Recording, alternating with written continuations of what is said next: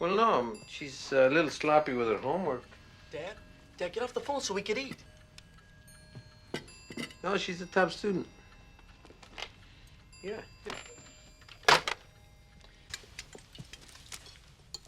Corn and potatoes.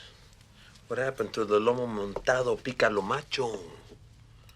1988 Stand and Deliver, starring Edward James Olmos, tells the story of Bolivian immigrant Jaime Escalante. Teaching math in the inner city of East LA's Barrios, he initially struggles to find students with the aptitude for even algebra. Soon after, he aspires to teach the same students calculus with the hope that taking the AP course to acquire college credit while still in high school will set them on a path for success as adults. But it is this scene around the halfway point of the film that shows Escalante at home with his wife and sons. Gathered around the dinner table, he makes a sarcastic comment to his wife, asking for some traditional Bolivian cuisine.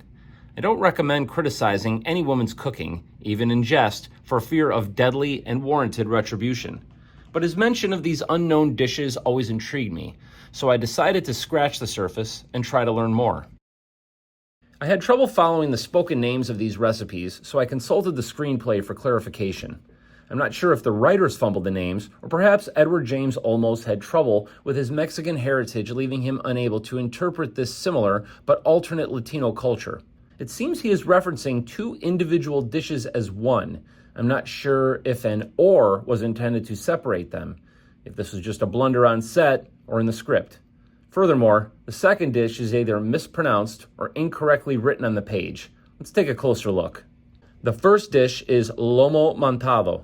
Lomo montado is not so much a recipe as an assembly of items to be served and eaten together. The second dish is pique a lo macho, or simply pique macho. Pique macho is a legitimate recipe with ingredients that do intermingle and work together. I consulted a variety of written recipes as well as videos of the preparation of both and referred to Bolivian sources whenever possible. So I present to you here, lomo montado y pique macho para tu disfrute. What happened to the lomo montado, tado?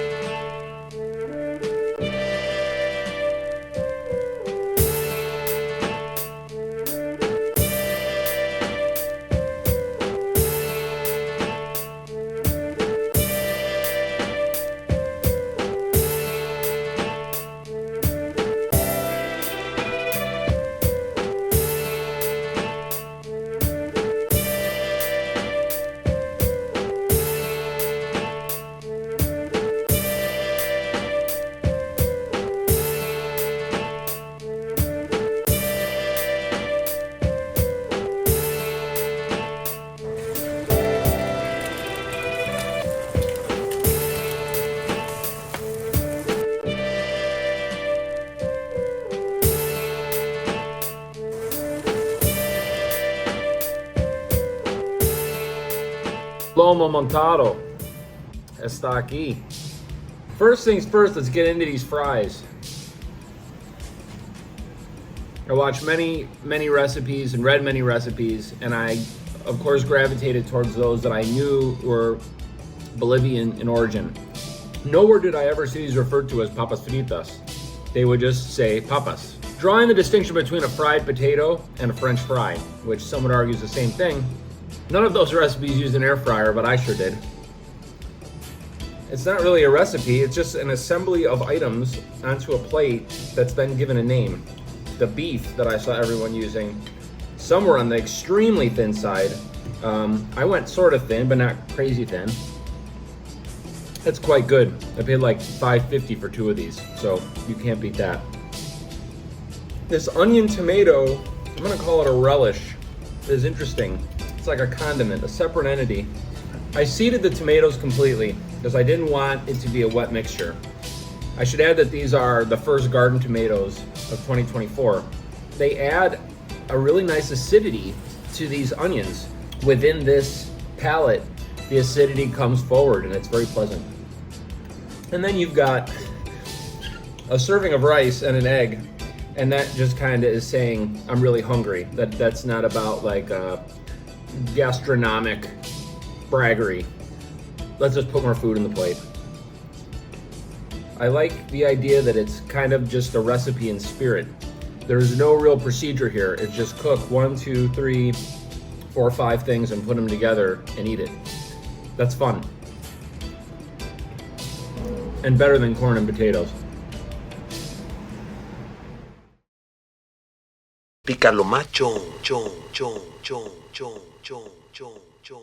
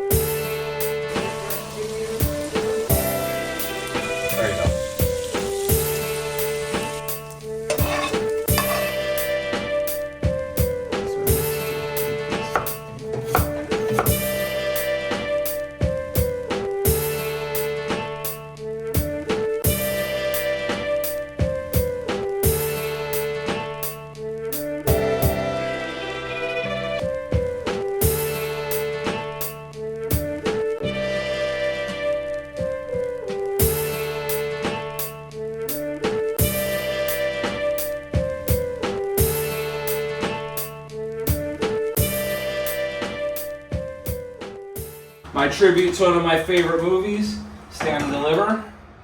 It's oddly saucy. I think a combination of like Hugo, ketchup, mayo, the garden tomatoes that are, of course, runneth over. Yeah, I mean, if this is like Bolivia's hangover helper, this would do it. Is it a hangover helper or is it just like a Tuesday night dinner? I am happy with the visual appeal of the Hugo. It's got kind of like a brown gravy looking color. Yeah. These chilies are from the garden. They unfortunately don't have much heat, but they do have a very pleasant crunch, which I'm enjoying. Locotos, a regional chili, which absolutely is going to be unavailable in Chicago, are allegedly have substantial heat.